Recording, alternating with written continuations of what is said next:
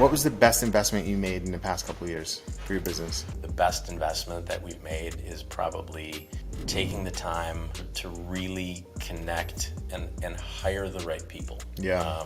There's a lot of capital expenditures. Of course, we can get machinery, we can get all those tools that allow us to do these things. But if you don't have, at least in our case, if we don't have the creative people who can think the right way and kind of open their mind to this, we're not at as much of an advantage. So.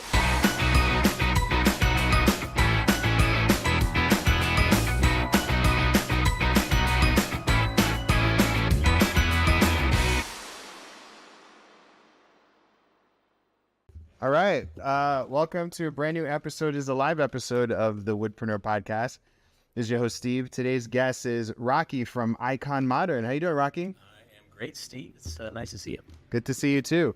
Hey, why don't you tell everybody about Icon Modern? How did you get started? And what do you guys do? Oh, this is a 2-hour podcast. Yeah. All right, that's a long story. So Icon Modern is the culmination of a concept that I had in the early 2000s. So I was a multi-line sales rep in the commercial industry. So I sold desks and chairs and everything to commercial clients. And I called on designers. And at the time, sustainability in the industry was minimal at best. I think those days, maybe like Kiri board was coming out with something. So there really wasn't a sustainable message was a very difficult thing to achieve. I sold a lot of custom furniture, boardrooms and things like that through a standard manufacturer here. Yeah. And honestly, one day I just saw a news story about a local sawmill here there was a big storm that had come through, and they had taken a whole bunch of trees, and they made the news that they were taking this and milling it into lumber, making furniture out of it.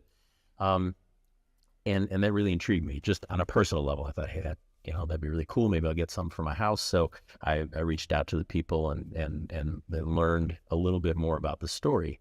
And as I was talking to them and saw just the sheer volume of material that they had and the way that they were doing it, putting one and one together, and I'm selling tables already, it's like, well, this is untouched material. I can potentially go to talk to one of my clients and say, hey, I can sell you a table that grew in Lincoln Park in Chicago, and you can tell that to your client, your end user client, where I'm talking to a designer.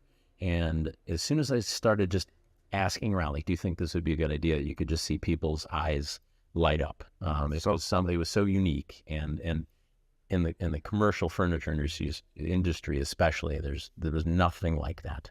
Yeah. So therefore I said, well, I got to figure out how to do this. But I don't design furniture and I don't make furniture. Yeah. But I know how to sell it. Yeah. So yeah. I had the suppliers line up. I found a guy with a wood shop in his garage, and I found a guy with a steel shop also in his garage. Wow. Different garages. And so I just started putting stuff together, and I found a friend of my clients who is an architect who was moonlighting and was interested in sustainability. So he did the drawings, and I had the wood shop guy and the steel shop guy.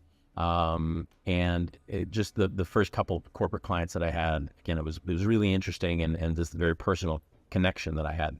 And eventually, pretty quickly, one of my friends started working for Starbucks, design Starbucks. Wow. So I pitched her on this idea. So she calls me up and she says, Starbucks is trying to do this sustainable initiative. We want all of our stores to be LEED certified and all custom and this whole thing. And I'd love you to come in and talk to us.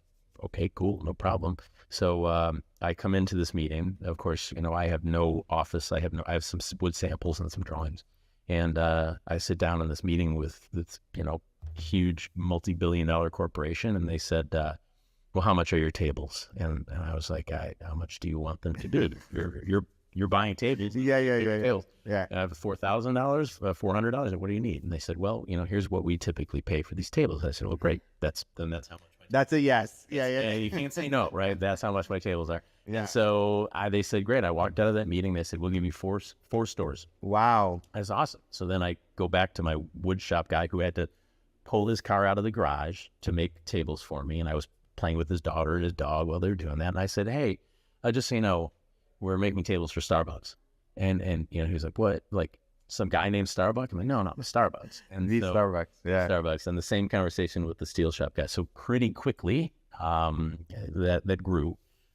We ended up really over the years, for the first 5 years of the company, we just serviced Starbucks and then Whole Foods through another connection that I had. Wow. It was very lucky. Wow. Very, very lucky. Wow. Wow. So you're a, like true woodpreneur. Like, yeah, With like nothing. I had no investment in this company other than your time my time and the idea and your relationships. Exactly. People Yeah. are also passionate and interested about it. Yeah. Well, I mean, those first couple years, like, how did you scale the operation in order to service Starbucks? Well, luckily it was still a side hustle for me for a little while. Okay. Because I was still doing this. So you were able to fulfill those with your full time? Wow. Yeah.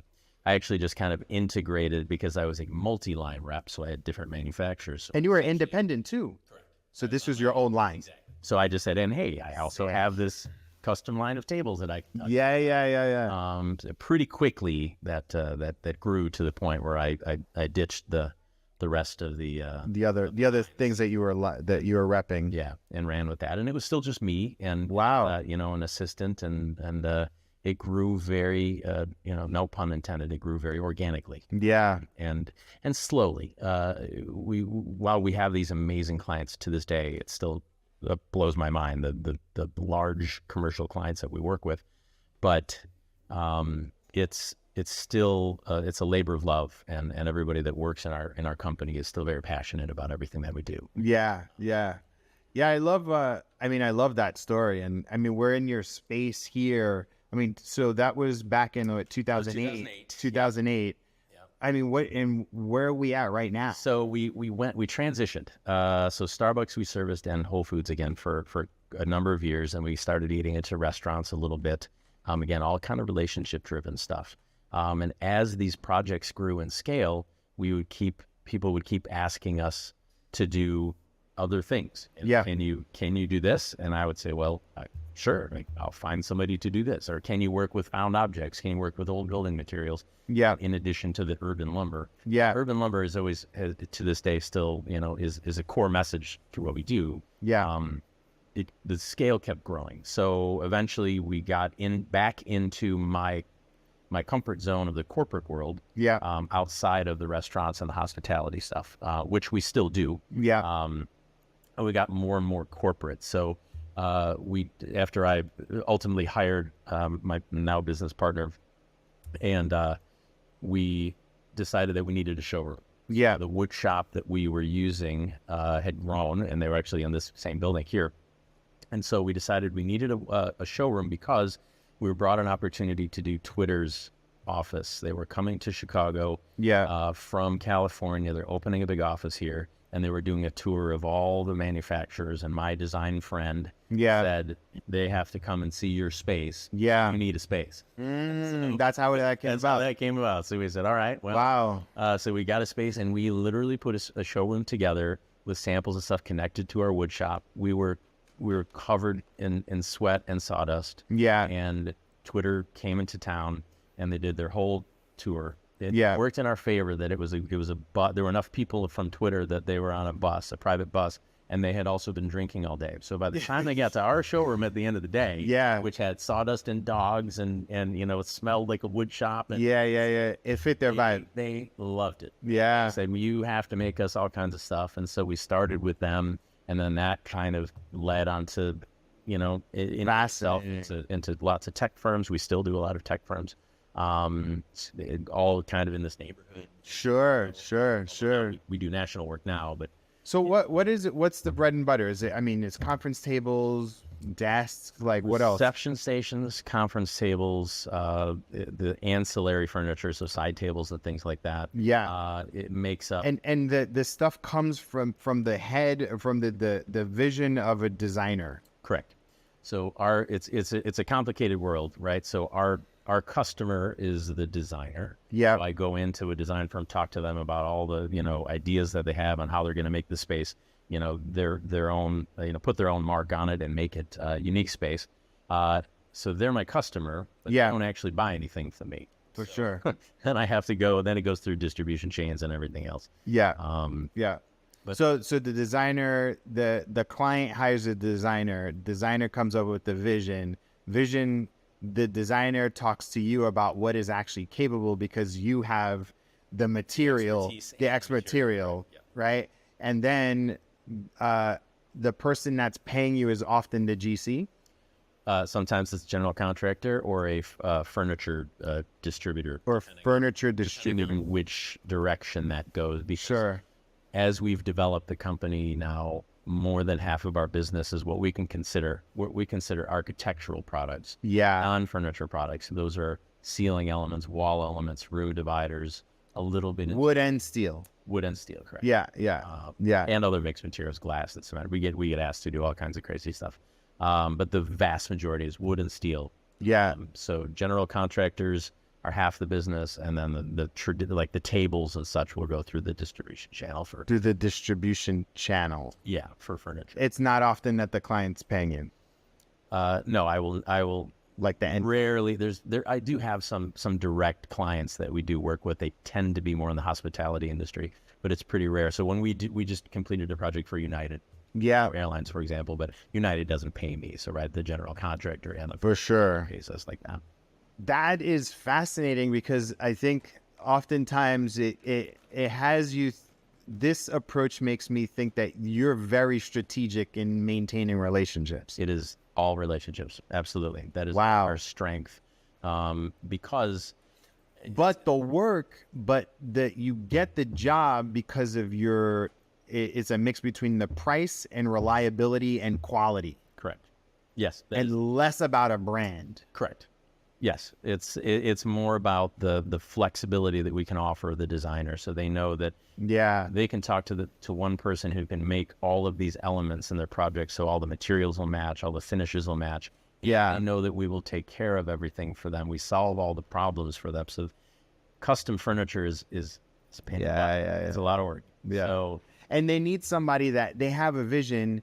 They got paid lots of money to come up with this idea. Correct. Your ability, which combined with the team that you have, the space that you can produce, the tool stack that you have, and your experience is probably the differentiator there. absolutely. Yes. Damn. That gives them that strength. So unlike a standard mill worker where this designer would have to fully detail out exactly what they want, and then a capable mill worker will, knock it out of the park, no problem.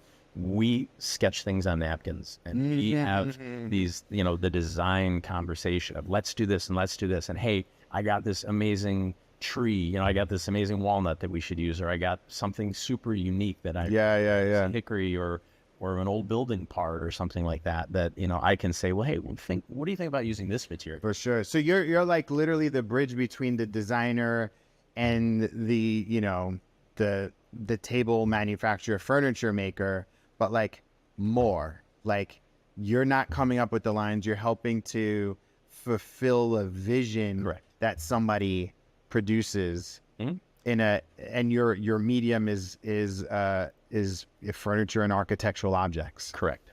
So again, fast forward to where we're at now. Yeah. Our staff includes architects and designers on our side. Yeah. And we can have these visions, and then we do all the details, the engineering, the drawing, and then that follows through. So then every piece of furniture that we manufacture, we assemble, we make sure that it works, we make sure it fits in the elevator, in the building, all the details that they don't have time to think about. Yeah. And those are all the Renting the cranes to make sure things go through. sometimes, yeah. Yeah. Sometimes you got to do stuff like that. And so we try to take care of all of those roadblocks. Yeah. Therefore, they will pursue custom furniture as an option, as opposed to saying, we'll just get a standard table from. For sure.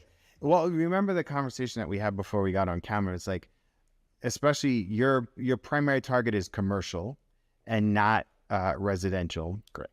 Because the scale in which you can flex your talents is on a larger level.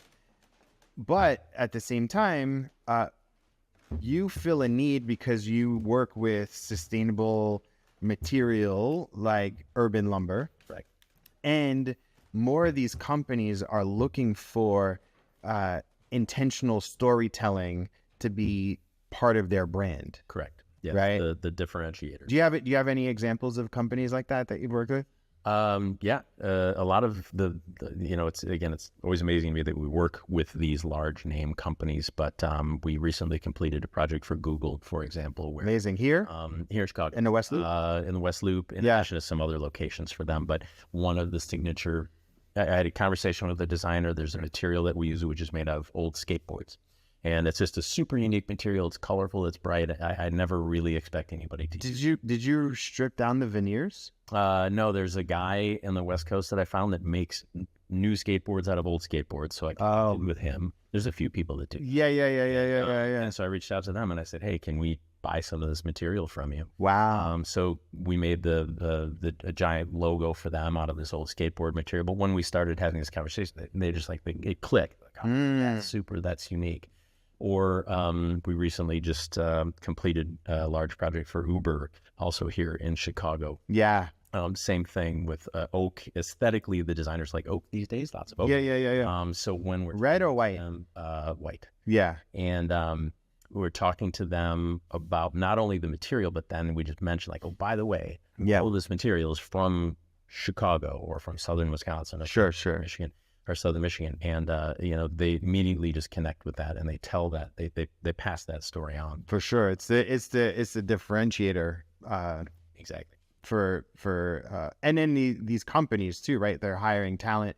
They're being intentional about the talent that they're hiring. They're being intentional about the types of clients that they're bringing on. So it makes sense that they're being more intentional about type of furniture that they're putting in their office. And I have to note too, our industry's kind of gone through a radical shift since COVID.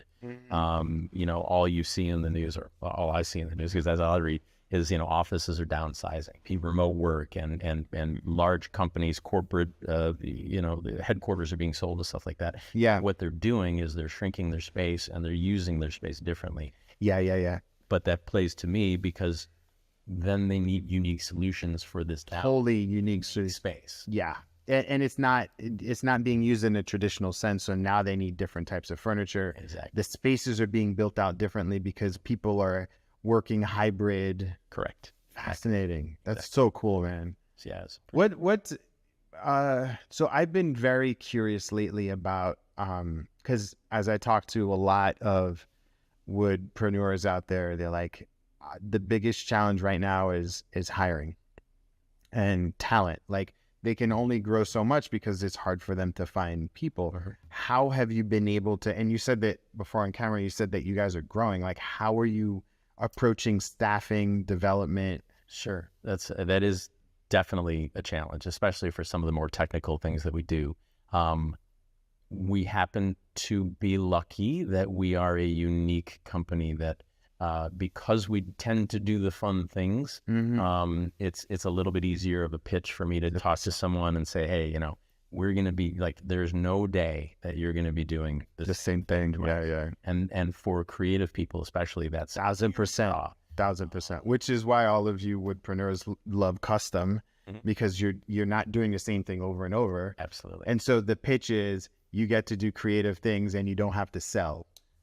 Correct. Yes. You don't have to sell. And since a lot of my staff is, again, architects and designers by training, they tend to work on larger projects, and those projects can go for years. They literally can go for years, and they probably don't see ever even the building. They would just design, they'll work on bathroom details for 15 floors in a high rise or something, and it'll just be gone. And that's what they've done for the last 6 months of their life. Wow. It's gone. Whereas we say to them, our turnaround, our lead time is 8 weeks max, right? So you're going from complete theoretical concept and design all the way to installation in 2 months, and you get to see it all and manage it all and touch every part of that. So cool. Anyway, so it's a draw. Are you from other wood shops or like colleges or? We really have a pretty broad range. We have experienced design people. We do have, younger people straight out of school. We're now hiring for our wood shop that we're expanding. We're opening another wood shop, so we're hiring actual woodworkers directly. So it is a challenge. When is that coming? You said the next month, or The wood shop is online, and we're going to be moving this. Our whole showroom is moving next month. Yeah. Yeah. So that's been a bit of a challenge. That's cool. But That's very cool. It'll be bigger space, better, and in this just so happens in Chicago in this neighborhood, a lot of the larger furniture manufacturers have moved out of the merchandise mart where they traditionally were located, and they've come out to the Fulton Market area. So now we're actually moving to Fulton Street. So we're going to then have the coolest showroom. Yeah. Yeah. Talk to me about what was the best investment you made in the past couple of years for your business? I would say that's a very good question. And honestly, the best investment that we've made is probably taking the time to really connect and hire the right people. Yeah. There's a lot of capital expenditures. Of course, we can get machinery, we can get all those tools that allow us to do these things. But if you don't have, at least in our case, if we don't have the creative people who can think the right way and kind of open their mind to this, we're not as much of an advantage. So how big is your team now? We have 14 people in our office now, and we're going to be hiring probably another 5 or 6 people in the next the wood shop few months, including the wood shop. Yeah. What's been the biggest challenge? COVID. Yeah. As I just mentioned, that the complete shift in our industry. So the cool thing about what we do is we had talked about us being, we're reactive, right? I don't have a line of products that I'm trying to sell, widgets that I need to move volume. Let me ask you this. What kind of mindset and what kind of business do you need to have in order to be reactive? Like, where do you think you'd need to be in order to, like, as a woodpreneur? Because I feel like I always preach you need to kind of be prepared. But like what, under what circumstances does it make it good to be reactive?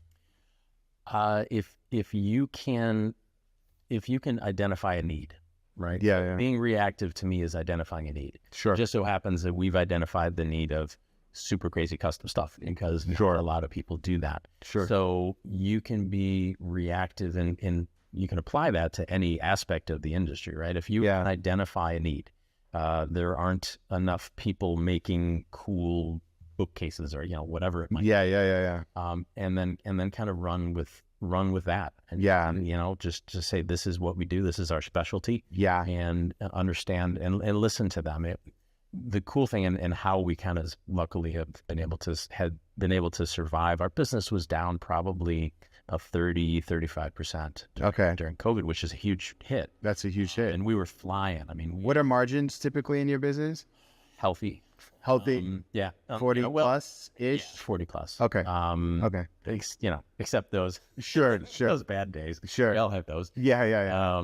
But so we just experienced this radical shift. But because we are reactive, we could it's not like I was stuck with a whole bunch of things that I could sell. Yeah. Absolutely.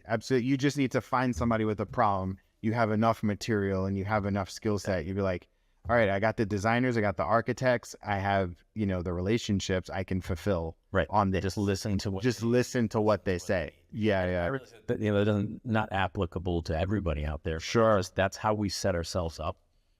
Because I recognized that need early on. Yeah. And that's really served us well because, as I had said to you a little while ago, it just so happens that now half of our business is custom steel. That we didn't plan that. For sure. It just, people kept asking us to do more steel stuff, and then they would ask us to do more. So all of a sudden now we're a steel manufacturer. And it's powerful, and it's a powerful tool to be able to be reactive, but it's also incredibly difficult. Do you ever get the itch to, like, I just want to do my own thing, like my own line, like, or not really? No. Yeah. We're talking about it, but it's a little bit less of because we don't have a design ego, right? Like, I don't want to have, like, it's not your name. Yes. I got it. So we'll probably end up coming out with some we'll call it standard product, but really everything we do is just a thought starter. Yeah. When I'm doing a presentation and showing all of these amazing jobs that we've done and these huge projects, my pitch to these designers and these people, I said, I'm going to show you a deck of things that I don't expect you to buy. Yeah. There's nothing in here that I'm going to That's a good sales tactic though. Right, Yeah. Like I don't need to make any of these things. Sure. Those are thought starters. For sure. And I was like, well, if you mix this with this, this and this had a baby, that's what I need. Yeah. And also we'll make that. That's so cool. Okay, so this is the part of the podcast where I give you any marketing or business advice. So is there anything that you need to think through, any challenges that I could help you with, or things that have recently come up? Be like, I need. Well, I would say that we are contemplating coming up with our that line of standard furniture that I've talked about just at the very beginning stages. Sure. We've never done that. Yeah. And that's a separate challenge that we need to learn how to do that. Yeah. And I don't know if it's worth it. Yeah. I don't know whether that's a question that I don't have the Sure. So the question is, how do you test potentially the viability of launching your own line? Correct. That's pretty much okay. So the way that I would look at this is like, okay, start, and you might be doing this already. Like, what are the tiers of clients that are buying from me right now? Like, what's my avatar of client? And potentially it's X amount of company with X amount in revenues, and with their space, they're going to have X amount of employees in there.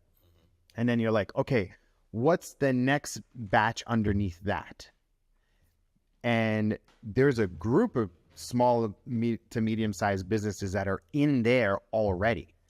And then you also have a group of people that within the last 3 to 6 months, they said no to you. And so I would go to those people that said no.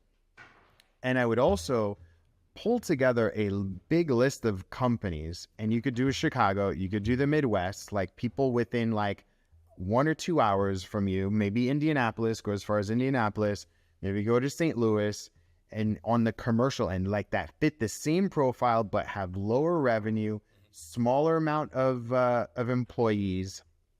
And the other thing is to potentially look at what industries are growing and what industries what companies have recently got funding. Mm-hmm. Because, and like the rapid growing industries. And then I would put together a pitch deck and just say, hey, look, this is what we normally do. Kind of like what you did. It's like, these are our list of projects. This is what we've just done. And it costs X amount of dollars. And like, we realize that this is like the highest end of what we could potentially offer you. We were thinking about doing something like this, which is about half of what it is. And I would take pre-orders. I would potentially go to them and just be like, hey, look, this is our standard. This is a little bit of a line. It's like our Icon Martin Light. Right. Or plus, or whatever it is, or you want to call it. Something cool. Right. And then you just like, and this is what it starts at. And you can get custom, little variation, maybe on finish or what have you. And this is what it would cost. Like, we are now booking, we want to pilot this with 5 companies, and you would accept delivery by this date. I don't know if this fits within you. Let me know what you think. But you're not building anything. You're literally just building a deck. You're just building a deck and mocking up prototypes. Right. And that's what totally I would do. Like, that's a really like easy thing to, because you can, all of that information's out there on LinkedIn. Yeah, for sure. Like, look to see who you are and like what the revenue is. And then who, because the other thing that you could potentially do is like a value add, because a lot of the bigger companies, they have a furniture people, they also have a designer, they have all these things, but these smaller companies, they don't even know the first thing about that. So potentially you can offer another service that fills in the gap. Yeah. With design, with like, hey, look, you want to outfit your new office. You probably don't know what you're doing. Right. we've worked with all these people. We can assemble a little bit of team. So that becomes your initial consult fee, which could potentially be, I don't know, like a 5-10K initial thing just to build out the whole plan for them. And then they're buying the furniture at a smaller rate. So anyway, that's what I would do as to test out. Yeah. I mean, value add is a term Value add that we use all the time because our stuff is not cheap. It's not cheap. And there's got to be a reason, and what is that value add? So that's the other thing that I started to think about was a potential content play for you, and to just come up with something that constantly is, you're putting out regular short form and long form content that is constantly telling the story over and over and over and over again, because the people that you're sourcing your materials from don't necessarily have, sorry, my woodpreneurs that are too busy to take content, they don't have the resources to tell stories. Yep. But you can help tell stories for them. Yep. And that becomes part of your story as well. So that, I mean, there's something else to think about, because what will end up happening is like you start posting at, and then you start targeting these smaller companies. Be like, this company that worked with Google and Uber and Twitter, like I want their designer. Yeah. Yeah. Right.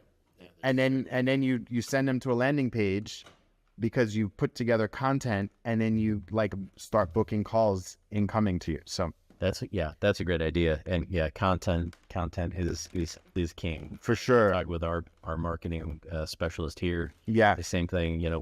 We rely on on the end user side. We rely on our clients to give us the images, right? So all the large projects are professionally shot, so we have to pay for those. Yeah. I mean, if we typically can't get them ourselves. Yeah. So the content that we can generate ourselves is more on the manufacturing. Is on the manufacturing, and that's the story. The people want to see how the sausage is made, right? And so that part you can own because you have a wood shop, you have a showroom, you have like calls that are coming in, like you're having these design meetings, and so anyway, that's what I would do. Is that helpful? Yeah, absolutely. Cool. Awesome. Great direction.